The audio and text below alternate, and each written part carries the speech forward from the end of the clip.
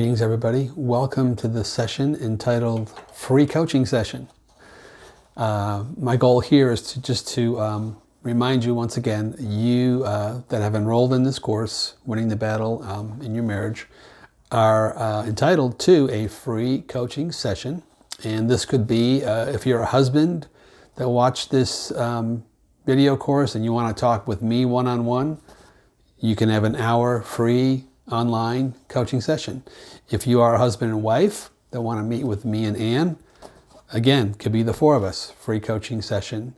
Or if you're a wife and you just want to meet with me and Anne, or Anne by herself, free coaching session. So you could pick the one that you desire, that fits your need. And I'm going to give you a little bit of coaching in this session here, but the main purpose of it is just to say, remember, you have this free 1 hour coaching session with us online.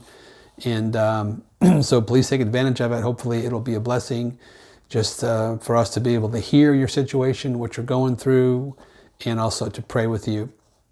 But I want to make a statement here that I heard long time ago, and I've seen it proven true over and over and over again. It is this: until the pain of remaining the same becomes greater than the pain of change, one will always choose to remain the same.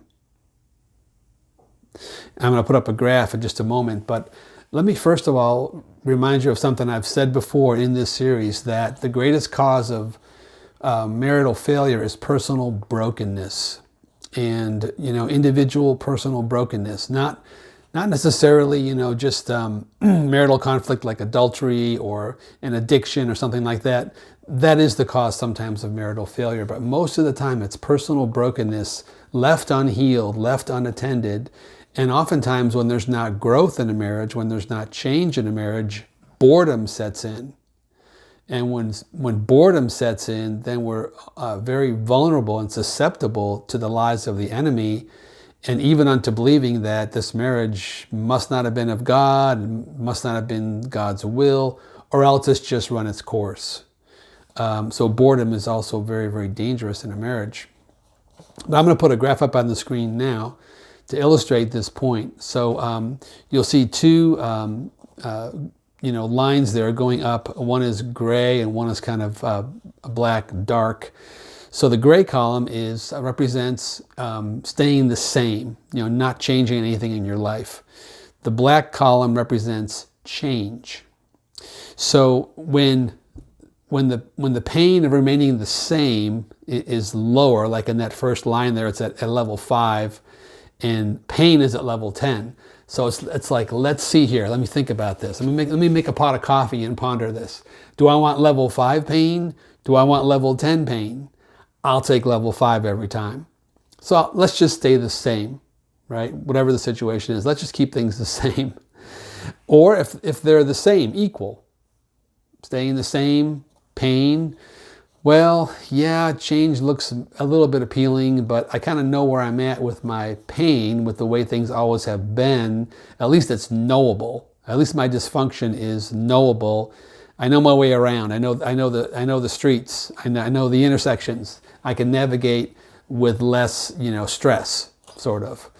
But then when the pain of remaining the same starts to increase to where it's actually greater than the pain of change, suddenly it's like, maybe some of those possible solutions, some of those possible transitions and changes that looked really painful and hard don't look so hard anymore. And then as it just increases with the final comparison there, where the pain of remaining the same really shoots up there, then it's like, okay, that does it.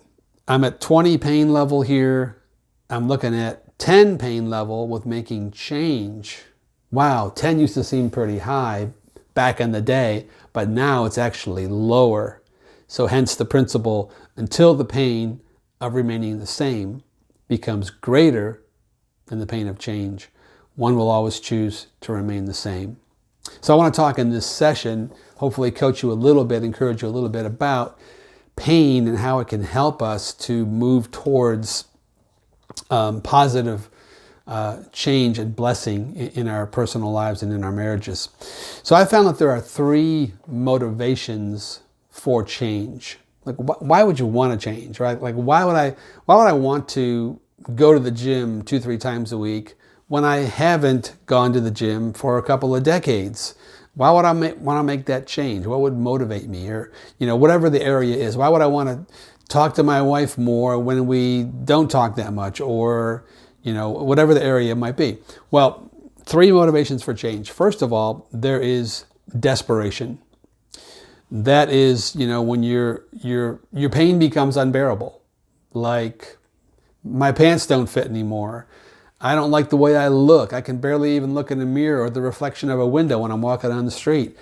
I just can't stand this pain of how I look. Or, again, put your own situation, insert your own situation in there. And so when we feel bad about something, when a person feels bad about something, maybe your own life, maybe you have a friend, we have to not be too quick to talk people out of how bad they feel. Because God will oftentimes allow what I call a fruit overload. He'll allow something to become too much for you to expose the root of a situation.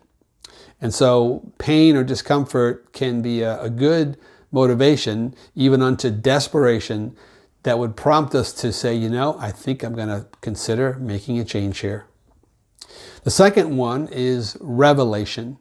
And these can also all happen at once as well, but I'm just going to break them down in 3. Revelation is where we embrace change because we've gained some kind of knowledge that stirs hope on the inside of us. Just receiving a revelation from God about something, getting a God download of some kind or an insight. It's like, I think God spoke to me. I got some revelation. I got some insight on this. I'm going to change. I'm going to do something different. So there's desperation, there's revelation, then there's encounter. An encounter is just, it could be planned. It could be getting caught off guard in a good sense where you're maybe in a church service, maybe you're talking with a friend, maybe you're praying with a friend, and something supernatural happens. It could be dramatic, it could be very subtle, but it shifts something in your heart. And I can remember going to various meetings and services where the Holy Spirit was moving and people were getting touched in a visible way by the Holy Spirit, some in a quiet way. And having an encounter can really be a tremendous motivation unto change. So there's desperation, there's revelation, and there's encounter, or any combination thereof motivates us to change. So keeping the heart open is really, really important. It's tempting sometimes to hide or cover over what's really in the heart. We addressed that at length in the Belt of Truth session. And so we develop these systems of unhealthy self-protection over our hearts. And for me, there's been times where that has developed into a stronghold of hypocrisy, where I've protected stuff that's dysfunctional in me because I don't want to deal with it. And I protected it so well that I've actually become a hypocrite in my Christian life. And I've been convicted about that a number of times over the years. So that's where I'm pretending something on the outside that's not real on the inside.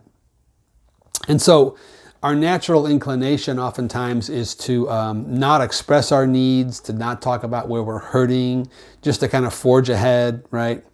And so most people, a lot of people, suffer from not being heard. I wish there was somebody that really understood me. I wish there was some guy or some other couple I could really pour out my heart with. And I need that. I need to process with somebody. It's really, really very important. And so in reality, it's quite possible that the deep down needs that we have are really not just painful, but actually a gift. Sounds kind of weird, right? A gift of pain. A gift of pain. Because they create the ache that causes us to search. Now, the kind of person I am, I'm like, if it's not broke, let's not try and fix it. Let's just move forward as we've been going.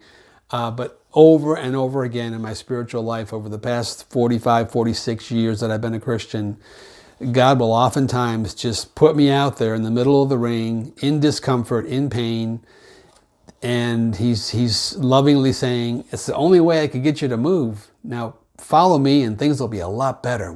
Let's do this. We can do this together. So if we refuse to be honest, if we refuse to receive this gift of pain from the Holy Spirit, we're actually making the choice to continue living from the pain and the woundedness that we're already in. So remember that graph. I'll put that graph up again.